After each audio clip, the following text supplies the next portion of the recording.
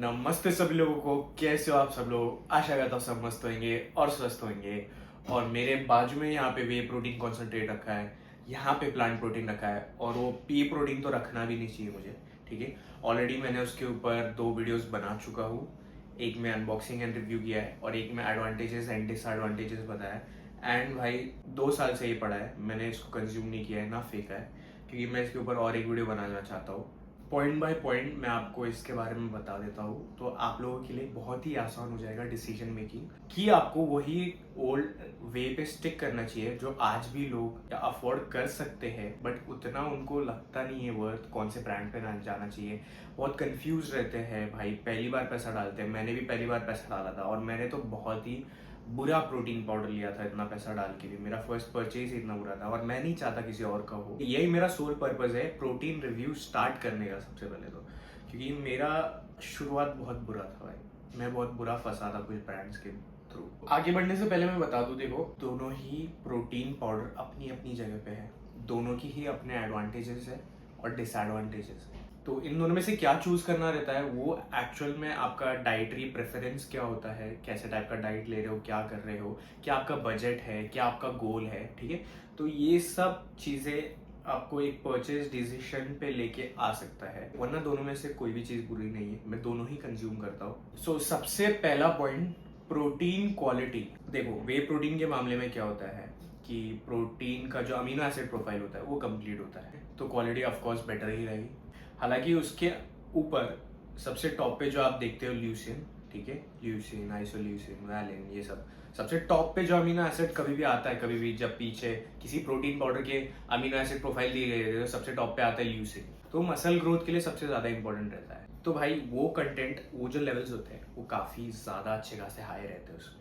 तो second point पे आ जाते हैं हम लोग, that is digestion and absorption. And way protein का सभी को पता होता है, बहुत ज्यादा क्लेम किया जाता है, अब्जॉर्प्शन बहुत ही बेटर होता है। अब मैं सबसे पहली बात यहाँ पे बता दूं, डाइजेशन और अब्जॉर्प्शन ये दोनों को ऑफन सेम ही माना जाता है, बट ये सेम होते नहीं। बहुत ही सिंपल वे में मैं आपको बता देता हूँ। आप कोई भी फूड ले रहे हैं, उसको च्यू कर रहे हैं, आपका डाइजेशन चालू हो गया है, फूड का ब्रेक डाउन यहाँ पे से ही चालू हो गया, ठीक है। डाइजेस्टिव ट्रैक में गया, स्टमक तक पहुंचा, बाकी के डाइजेस्टिव जूसेस और आते हैं और उसके न्यूट्रिएंट्स रिलीज होते हैं। तो जो न्यूट्रिएंट्स उसमें से निकलते हैं, ठीक है, तो वो पूरे प्रोसेस को डाइजेशन कहते हैं, कि फूड इज डाइजेस्टेड। न्यूट्रिएंट्स क्या?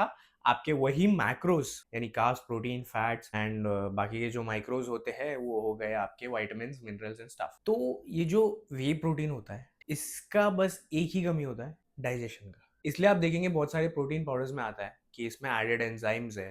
वो क्यों होता है? कि भाई डाइजेशन अच्छे से हो जाए, क्योंकि भाई वे प्रोटीन आखिर एक ही चीज से बनता है, दूध। दूध में केसीन होता है। प्लांट प्रोटीन में हाउएवर भाई फाइबर ज्यादा होता है, प्रॉपर फूड है वो भाई, फाइबर ज्यादा रहेगा ही भाई।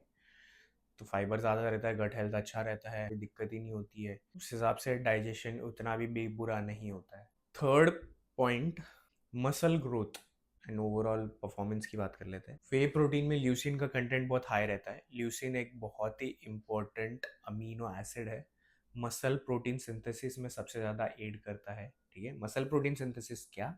आपने मसल को जिम में जाके ब्रेक डाउन किया, अब उसको न्यूट्रिशन मिलेगा, तो आपके जो मसल फाइबर्स ब्रेक हुए हैं, थ्रेड लाइक स्ट्रक्चर्स, वो रिपेयर होंगे वापस से, ठीक है। तो ऐसा समझ लो बहुत सारे रबर बैंड की गड्डी बना के एक मसल बन गया है, ठीक है।